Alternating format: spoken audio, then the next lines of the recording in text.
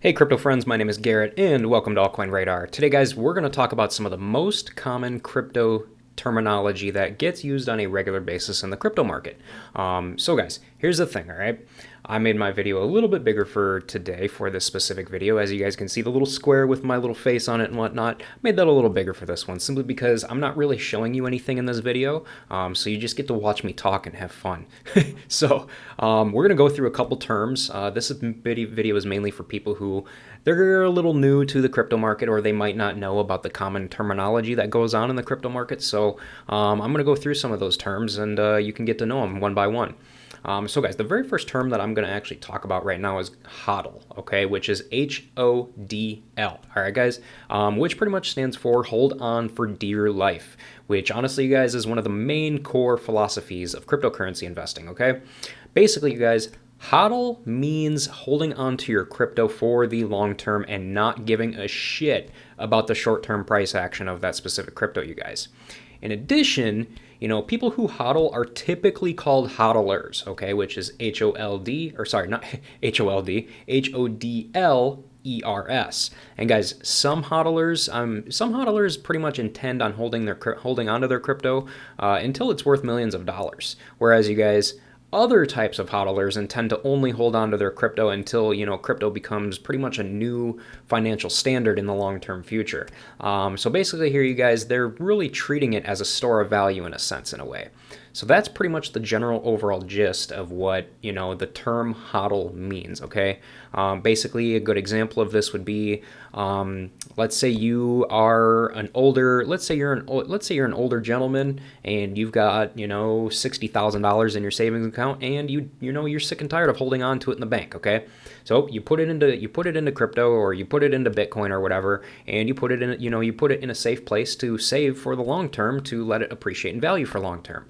So the action of you putting it into a safe place and holding on to it for a very long time until the value goes up, that is considered a hodler, okay? You are a hodler because you are hodling that token for the long term.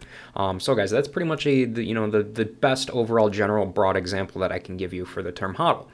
So guys, now on the other side of the spectrum, when we're talking about hodling, we also have people who really can't handle huge, swings to the upside or downside, you guys. And these types of people, usually sell and instead are referred to as weak hands, okay? So I'm sure you may have probably heard the term weak hands before. And guys, these types of people are typically people, they're retail investors just like, you and I and whatnot. But they're typically people who are brand new to crypto, and they really haven't learned much. And basically what they're doing is they're basically, buying and selling based off of, FUD and, news and, all the other types of things. So realistically here, weak hands are pretty much considered, people who are the complete opposite from hodlers, okay? So a good example would, actually, I've got a good example here, okay? A good example here would be, we'll go to this Bitcoin chart real quick. I don't know if you can really see it that well because I've got my little box here of my face in the bottom right-hand corner super far. So I really apologize for you. Let's see here. Let me go here and we'll go to the 1 month Bitcoin chart. Check this out real quick. Okay, so guys, a hodler is the type of person who buys right down here and holds on to it until it's all the way up here, okay? Now, somebody with weak hands is somebody who buys, let's say they buy right down here, same place as the hodler did, but they sell right here, okay? They sell right here because they, got scared and they got spoofed, and they ended up selling out because, something happened, or they heard some bad news or something, or whatever the reason is. They ended up selling, therefore they are called weak hands. So guys, that's pretty much the best overall example that I can give you as far as, hodling and diamond hands are concerned, or sorry, weak hands are concerned. So guys, the next term that I want to talk about with you guys here is going to be FOMO, okay, which is F-O-M-O, which stands for fear of missing out, all right? And guys, in the crypto space, FOMO is what you feel. It's what you internally feel when you see the price of a coin or token that you currently don't have, and it's pushing to literally, it's pushing past all-time highs. So also, guys, realistically, FOMO is technically a form of actual social anxiety too, which was actually identified over 25 years ago, realistically. So guys, the next time you hear someone use the word FOMO, you'll know exactly what they're talking about here. A good example of this would be, let's say, currently right now at the time of me filming this video, Bitcoin is, it took a giant shit. So it's been dropping hard, it has dropped hard, and it dropped pretty far, okay? Now here's the thing, all right? With FOMO, it's going to start going up again at some point in time, right? Here's the thing, you guys. If this coin, if Bitcoin were to start rising like crazy today, people would start going in and start buying in based off of FOMO. They have a fear of missing out on the pump upwards, okay? And that's pretty much what it is, okay? Even though realistically, you guys, 9 times out of 10, it's going to go up, but it's going to end up coming back down in the long term. And we see this, overall throughout the whole bear market, throughout any bear market, realistically. We see it right here. This would be a good sense of FOMO right here.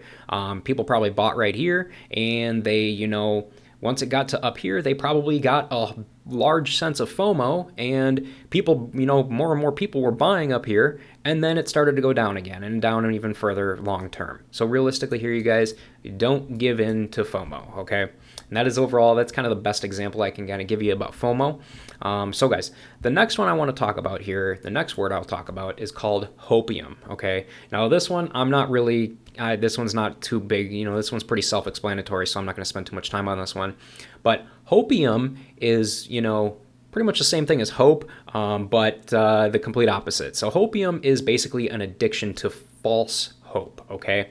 Now a good example of this would be is, let's say you're a big fan of, I don't know, let's say you're a big fan of Donkey Kong Coin 69 or something like that, okay? So realistically here, you guys, you got Donkey Kong Coin 69, all right? And you're a big fan of it, right?